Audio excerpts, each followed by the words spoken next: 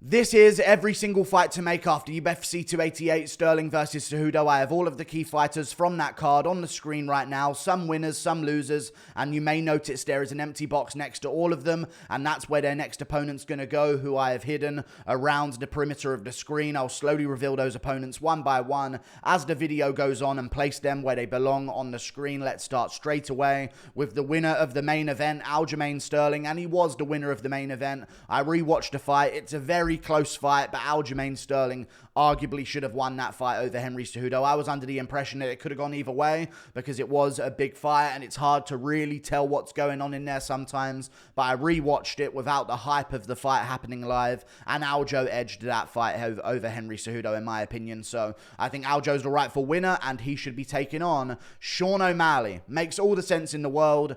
Got to make it happen sooner rather than later. That's the UFC's plan anyway, and I think it should be Aljo's plan as well. Like, I know he just went 5 rounds with Cejudo and had a really tough camp, but no doubt he's been working on his wrestling for that fight with Henry Cejudo, and now he's going to continue working on his wrestling and carry that over into a matchup with Sean O'Malley, which he needs to do, and also Aljamain Sterling. You're not going to gain more of a lead over Sean O'Malley as the older guy compared to the younger guy in Sean O'Malley. Sean O'Malley's going to get closer towards you the longer you leave this fight. And also, I feel like, although it wasn't a really clear, great performance that's going to make Aljamain Sterling a star, I think it was just a performance in general. And that means that Aljo's name is going to be relevant. The post-fight moment is going to be big right now. So I say within the next month, we begin negotiations for when this fight is going to be. The UFC and Sean O'Malley are targeting August or September. I think the sooner the better for Aljo and also for O'Malley as well, because Aljo's... Actually, yeah, that's a good point. I was going to make a video on this as well. You know, they're really trying to keep Aljo's weight low, and maybe that's going to be the advantage for Sean O'Malley because he's going to be fresh, and Aljo just went 5 rounds. So maybe I'm a little bit off on the read there. But even still, Aljo, being the confident one from his own perspective, is what I was trying to represent there, should see this as, cool, I'll take this fight soon. I'm already ahead of you and you aren't going to make up the difference because I'm not going to give you time to get better right now. So, yeah, Sean O'Malley, Aljamain Sterling, we shouldn't leave this too long. I think it should be on an August pay-per-view card. Maybe the main event should be like a Jamal Hill versus Yuri Prohaska. Co-main event, Aljamain Sterling versus Sean O'Malley.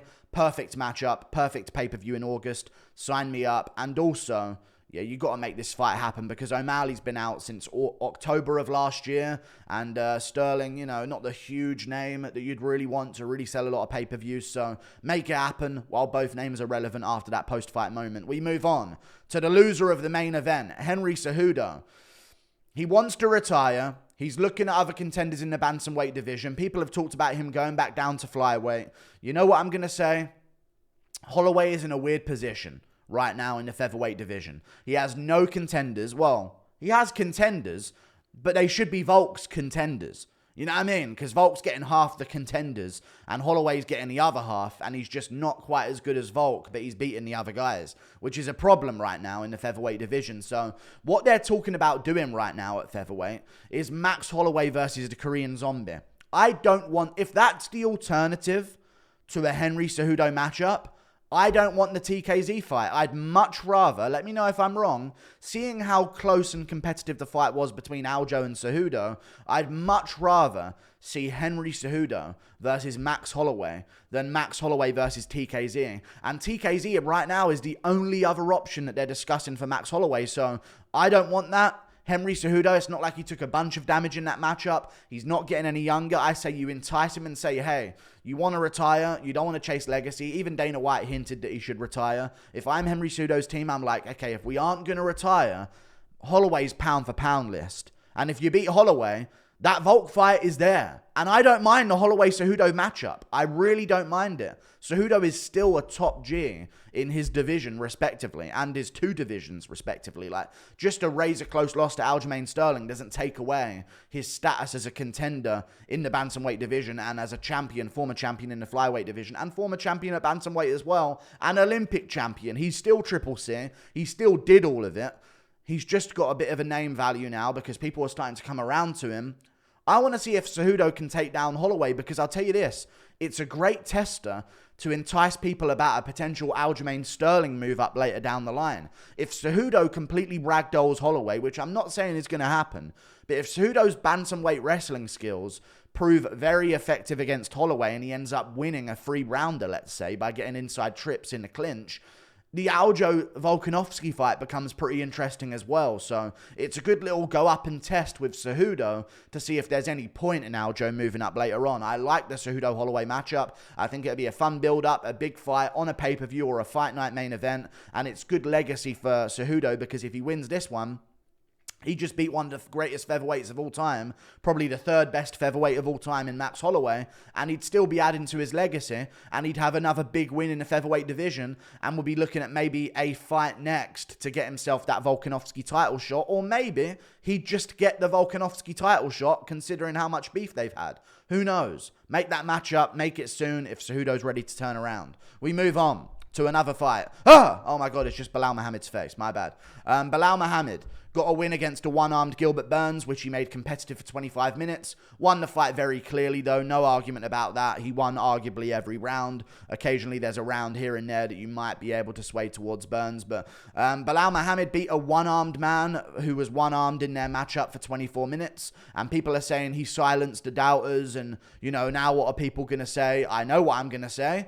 Burns tore his arm out of place in round 1 within like a few minutes of the fight, and Belal still made it competitive as the fight went on, and Burns still had moments as the fight went on. He's not even a kicker, and he lost half of his tools. His main weapon is his lead hook, and Belal still made it competitive for 24 minutes. So not impressed by his performance, to quote GSP, but he has undoubtedly earned a title shot. It's not his fault that Burns was one-armed for 23, 24 minutes of that matchup. Even though it is his fault that he looked so mediocre against him even while he was fighting like a crippled opponent. You got to give him the winner of Edwards versus Covington, which I think is going to be Edwards.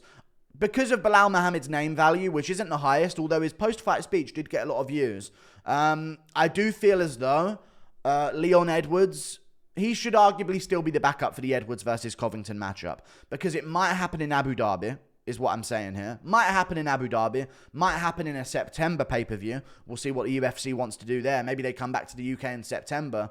Belal should look to try and be the backup opponent, because there's no promises. It was a dead performance from him again. So the UFC might still be like, let's say Shavkat versus Usman happens in August, and Shavkat destroys him. They're going to pass up Belal. I swear to you, they're going to pass up Belal. And there'd be a real good argument that Shavkat should get it, because he just finished Usman, who went to a close decision with Leon Edwards. So I think Belal, if he wants to secure it, should be the backup opponent, so we at least have a replacement ready. And if he does that, then we'll get the title shot early 2024, maybe something along those lines. It is annoying that Edwards is taking so much time off, but I think he's trying to make Covington a little bit older by the time they match up against each other. Good stuff from Belal Muhammad, though. Even though he was fighting a one-armed opponent and still made it look somewhat competitive and bad, he won, and that's what he needs to do, and you can't blame him for that. We move on. Gilbert Burns lost in the main event. He's going to need a lot of time off because he did tear apart his arm, so he's going to need a little bit of time to rehab that. He is 36 years of age as well, so I think, in my opinion, Gilbert Burns, take a bit of time off. You've had such an active start of the year. No doubt you've made a whole bunch of money as well. He shouldn't have to restart from the bottom. It shouldn't be now Neil Magny, Masvidal, and then a title elimination bout. No. There's going to be a loser of Edwards versus Covington, which I think is going to be Covington, but could well be Edwards. And that opponent is perfect for Gilbert Burns, especially if it's Colby Covington, because they already have a bit of a beef built up. You know, he's called him out multiple times. Covington said the thing about Brazil. They could make that matchup. It would entice people. The Brazilians would get right back behind Gilbert Burns, and he'd immediately get his fan base back as the guy to maybe shut up Covington once and for all. Let's make that matchup happen if it does. I don't think Gilbert should be like... I don't think they should be like, all right, Gilbert Burns, time for Jeff Neal. No, he's going to have to take time off for his arm, which is destroyed by the looks of things because he couldn't even throw it without hurting himself. So he's going to need at least 6 months off to rehab. So I say maybe late this year, very early next year, we do a Gilbert Burns versus Colby Covington matchup, or a Gilbert Burns-Leon Edwards matchup if Covington does in fact beat Edwards, and then I guess we could switch to Bilal Muhammad versus Covington instead. But yeah, that's what I think should happen with those two. We move on to Yan Xiaonan, who got a big win against Andrade, Jessica Andrade. She should get a title shot in the strawweight division. There was a wide open market for a title shot. She arguably beat Marina Rodriguez anyway. It was a very close fight though, so I'm not going to say robbery, but you know, she arguably could have won that matchup. Yan Xiaonan, Zhang Weili, it just makes all the sense in the world because you know the UFC likes to go to China and they don't have an excuse to because they've got Zhang Weili and it's like, she could go over there, but then she's always been facing like a star in the US like Rose Namajunas, at least until her recent performances, I guess. So they haven't really wanted to commit both of those names over to China. But with both Chinese women's fighters in the fight, like this has got to be a fight night main event in China. I don't care what anyone says. I actually like that more than them being on a pay-per-view card because we haven't had many good fight night cards and haven't got many coming up by the looks of things. So let's do Yan Xiaonan versus Zhang Weili in a fight night main event in China.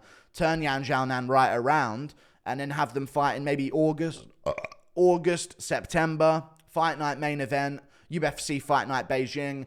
Li Jingliang got injured at the start of the year. He's going to be looking to come round about that time as well. Do him in the co-main event against a ranked welterweight coming off a loss. Maybe he can rematch Neil Magny. Who knows? Great matchup though. Yan Xiaonan versus Zhang Weili. And you can market it as she also finished Andrade in the first round. You know what I'm saying? Because Andrade, again, did have a win over Lemos, who was the other top contender in the strawweight division. So I think Yan Xiaonan's earned it, even if she is on, I believe, a one-fight win streak. Or two. Maybe she beat Dern since the Marina Rodriguez fight. Can't quite remember. But still, make this matchup. I'd rather watch that than a trilogy with Namajunas. Namajunas doesn't deserve a reward of a title fight after that terrible performance against Esparza in their rematch.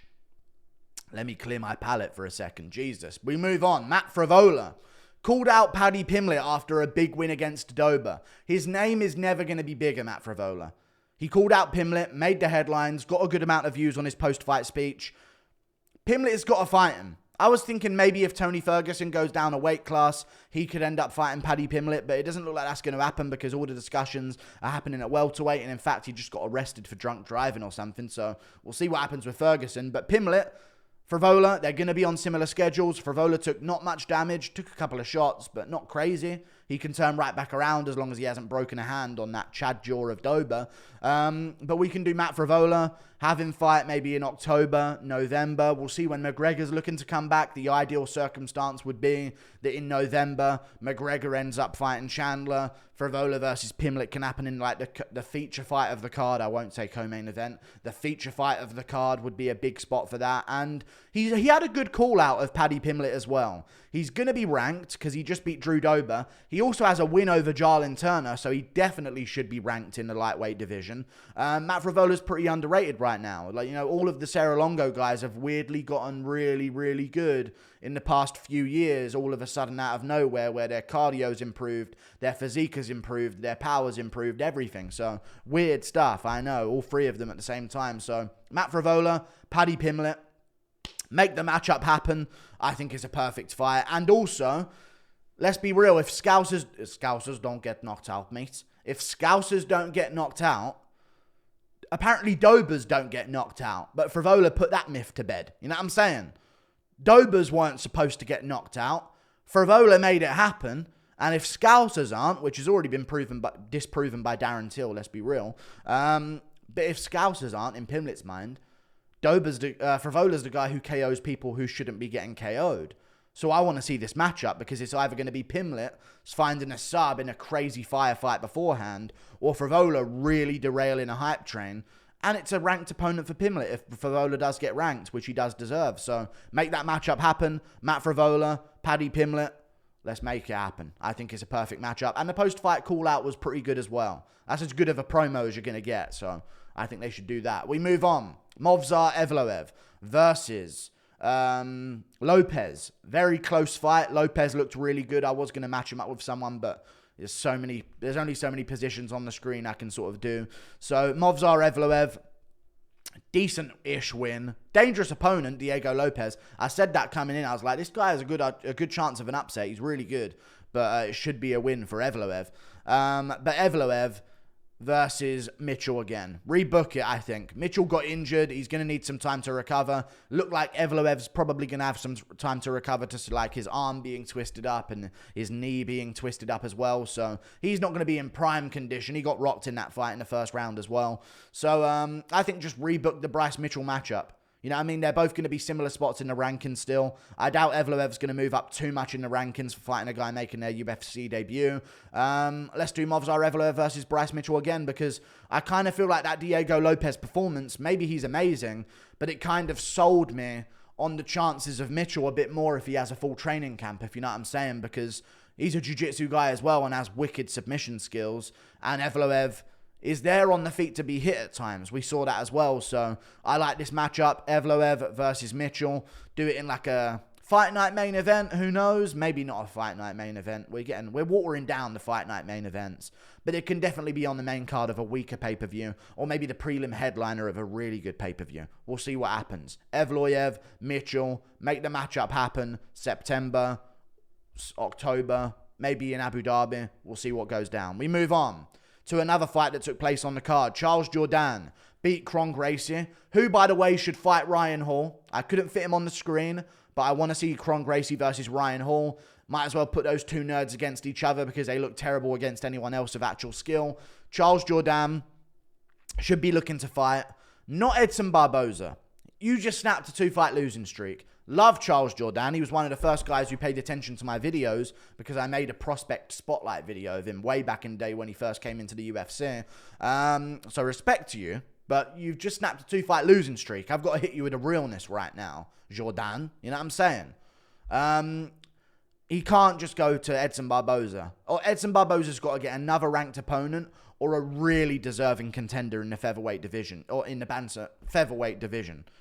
He'd be dead at bantamweight. He's got to really get a deserving contender in the featherweight division, rather than, maybe he could fight the winner of Nate Landwehr versus Dan Ige, because he arguably should have beaten Dan Ige, and sign me up for a Nate Landwehr versus Edson Barboza matchup. But Jourdain snapped a 2-fight losing streak. You can't give him a ranked opponent, but you can give him a really good unranked opponent in Andre Fili. I think it's a great matchup. I think it was supposed to happen before. So let's do Charles Jourdain versus Andre Fili. They've been booked together before. It didn't end up happening. I think it'd be a great striking matchup between the pair of them in a great position on a fight night card. Feature fight of a fight night. Third spot down on the main card. Andre Fili, I believe, is coming off a win against Bill Algeo, which was a decent performance from him. Hasn't really been in the cage since.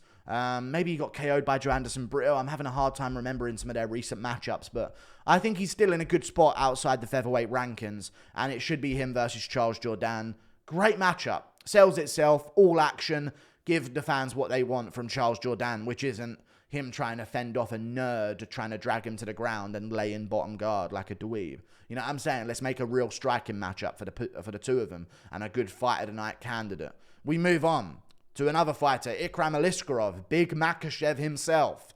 Got a brutal win over Phil Hawes, amazing performance. Him versus Bo Nickal's a no-brainer. Bo Nickal is fighting Tresean Gore in July, which I think if he wins, it's time to stop giving him the layups. It's time to really test Bo Nickal if he wins that fight. If you're putting him on the main card of pay-per-views, the competition level has to rise. My honest opinion. The competition level just simply has to rise up. You can't have him on the main card against Tresean Gore. They're going to do it. You shouldn't have had him on the main card versus Jamie Pickett. They're going to do it because he sells pay-per-views and he has the wrestling community in America buying the pay-per-views. I'm sure the UFC can see those analytics. But Ikram Aliskerov versus Bo Nickal is a perfect matchup to make. If Bo Nickal beats Tresean Gore, I say he returns the call out on Ikram Aliskerov. And if he wins that one, the winner of that one can get a ranked opponent in the middleweight division. I think that would be a perfect situation for the pair of them to get fast-tracked towards the rankings against maybe a Bruno Silva, who just recently got ranked in the middleweight division as well after beating Brad Tavares. Who knows? Great matchup though. Ikram Aliskerov, Bo Nickal. I think just it would really amp up Bo Nickal's rise if you were to beat Ikram Aliskerov, and it would really build Ikram Aliskerov's name. You know what I mean? If he does get a win over Bo Nickal, was a huge name, and let's say out wrestles him, which I don't see happening, but I think he would win an MMA fight against Bo Nickal. We'll see how Nickal looks against Tresean Gore, I guess.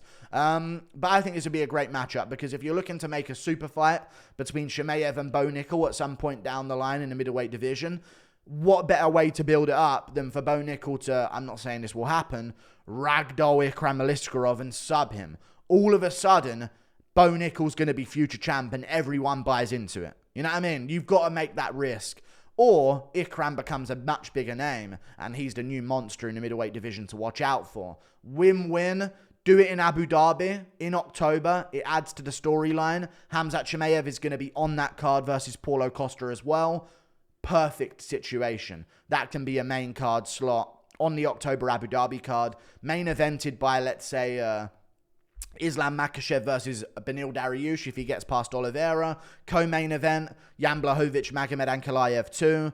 Or no, co-main event, Khamzat Chimaev versus Paulo Costa. Feature fight, Magomed Ankalaev versus Jan Blachowicz 2. Fourth fight down, some other matchup, Umar Nurmagomedov versus Pedro Munoz. Open up the main card, Ikram Aliskerov versus Bo Nickal.